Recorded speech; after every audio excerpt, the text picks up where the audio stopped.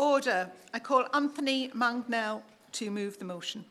Thank you, Madam Chair, and it's a pleasure to serve under your chairmanship, and I'm delighted that I've been able to secure this debate, and I'm particularly grateful to the Backbench Committee for granting me the opportunity to talk about trade deals and the scrutiny process that goes with them. And I'm also very grateful for right honourable and honourable members who have heard me pontificate on this subject at great length on a number of occasions over the last 2 years. And I should say that I'm a member of the International Trade Select Committee. Can I start, Madam Chair, by welcoming the Minister back to his position as Trade Minister? He is a friend, he is an extremely able Minister, and we are all delighted to see him back in his position where he so rightly belongs, and we very much look forward to working with him both in committee stages but also in the chamber when we have more opportunity, hopefully, to debate our trade deals. I should start off, Madam Chair, but also by saying that I am universally pro-free trade, and I am pro the government's agenda for what they are trying to do in the trade deals that they are signing.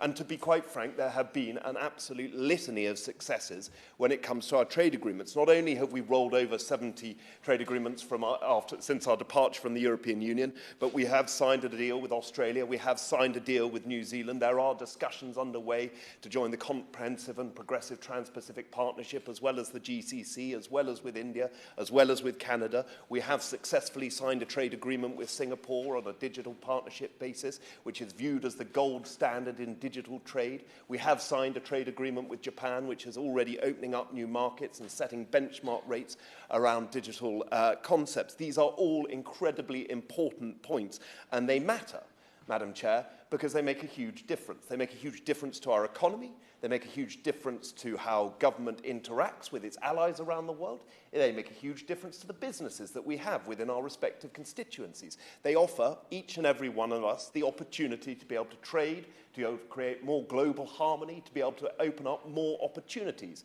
for those who live and work in the United Kingdom and with those for whom we sign trade deals. This is an important part of what was promised when we left the European Union, and I do believe to the larger extent that we are being extremely successful in tackling these new trade agreements. Obviously, a few pitfalls along the way, but I would be humbled and delighted.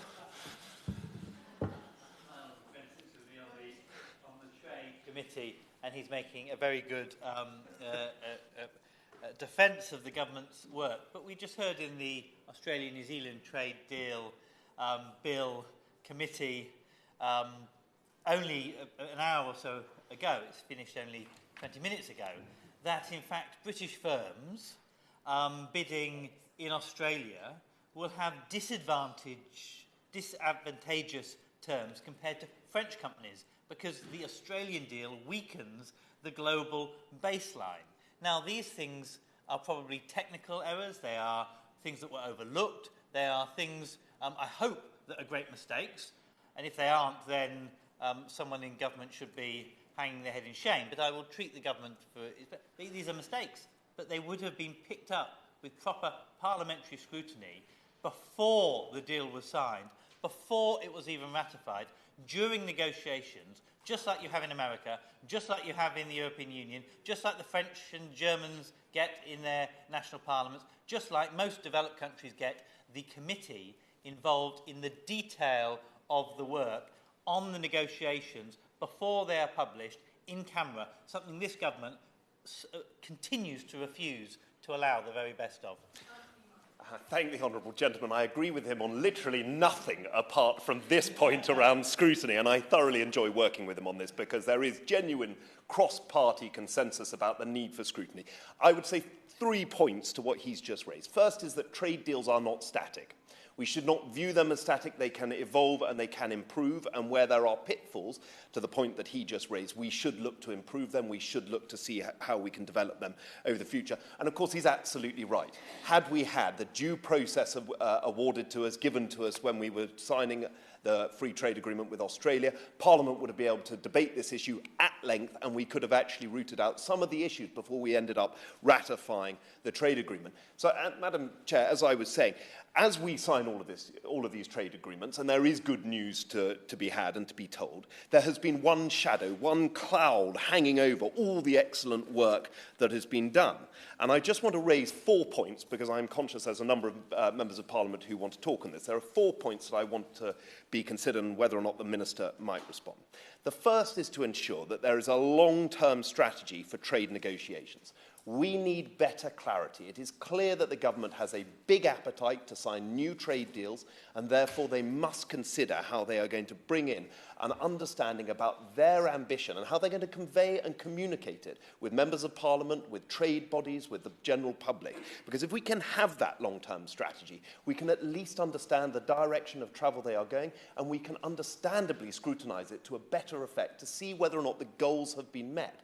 I can't think that any member in this room is against the United Kingdom signing trade deals. I really can't. But we do need to understand whether or not we're meeting those goals and whether or not the Department of International Trade is improving or worsening in its ability to take on new trade agreements. The second is actually about the provision of issues that would not change in any circumstance. And I raise this around human rights.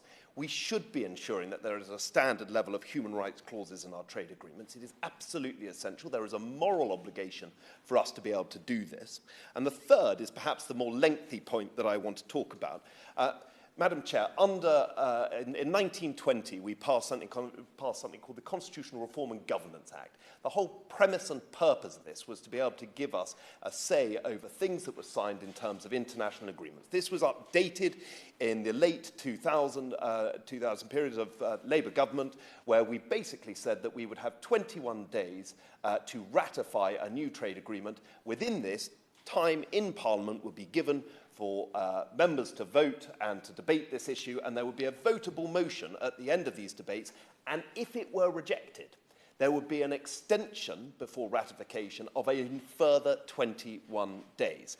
Now, I just want to make that absolutely clear that in the previous 3 trade secretaries that we have had have all affirmed the existence of CRAG, the importance of CRAG, and the need for us to make sure we are using proper parliamentary scrutiny to get into the weeds of our trade agreements. In fact, the previous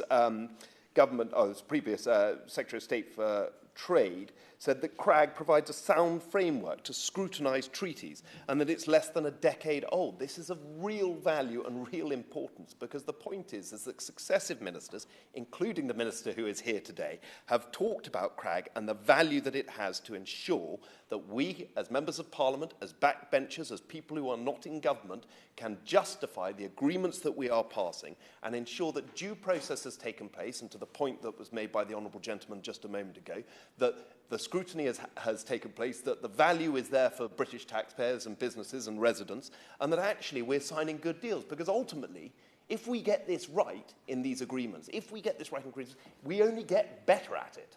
We will only do better and more successful trade agreements if we have the due process within Parliament for members on all sides of the House to be able to scrutinise this. And as I said, the Minister on the 9th of February said that we currently have a robust scrutiny arrangement that allows Parliament to hold the government to account.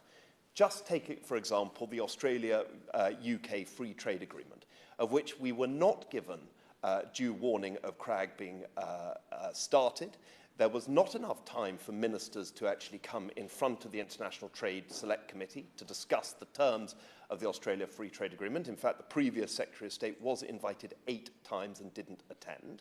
And when the CRAG process was started, the International Trade Committee hadn't had the time to actually even publish its report. This is not the way it should be. So can I just make it crystal clear that if we are going to go through this scrutiny process, the Trade Committee should be given the right and opportunity to publish its report before the 21 sitting day period of CRAG begins, so that we can ensure the due process is taken and that members from across this House are given the opportunity to read that report, to digest that report, and prepare for an opportunity to debate and vote in Parliament on that report and that trade deal. The second thing is, can the Minister also please guarantee that we will have a minister or a Secretary of State appear ahead of any publication of a Trade Committee report to discuss that very trade deal. It should not be hard for us to secure a Secretary of State to discuss the very trade deals of which we should rightly be so proud. The important point from my perspective of this is that I'm not asking for a veto. In fact, a vote to delay ratification does not change the terms of that agreement. It just delays it and sends a very clear message that should we sign another trade agreement, that they should think again over certain principles and concepts. We've got to take this into account. I'm not some sort of extremist about the need for Parliament to come in and rip up and decide what goes in and out of our trade agreements. I'm just simply making the point that we have to ensure that we are having a say, we are having an opportunity to be constructive in a way that allows us to justify the creation of our trade deals and scrutinise their components. Compared to other countries, Madam Chair, we are behind the times on this. If you look at America, they have a more rigorous system. If you look at Canada, they have an opportunity to debate within their parliament, and in some instances, although not within statute, they have the opportunity to vote on this stuff. Let's catch up with them. Let's justify it, because it will only improve the process. I'd be delighted to. I have one friend for giving way. He's making a very powerful argument, of which I entirely agree with. I just wondered what he thought about the fact that, as a UK, we have not done trade deals for many, many years. And there seems to be a slight lack of expertise out there. No fault of government, no fault of ministers. And because of that, is that not a reason to have this extra time of scrutiny? But also, what does he think about the fact that there's plenty of expertise out there in the international business industries that operate within the UK? And does he think that the government should be using that expertise more readily?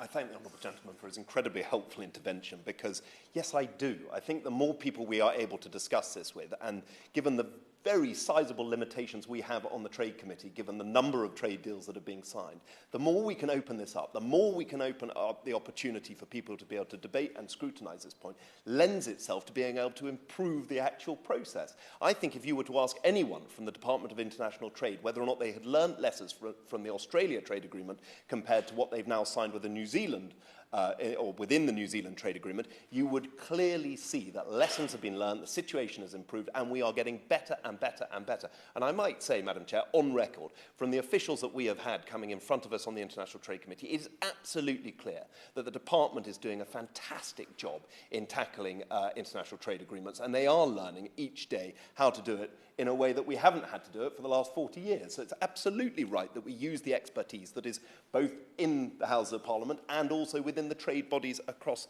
the country.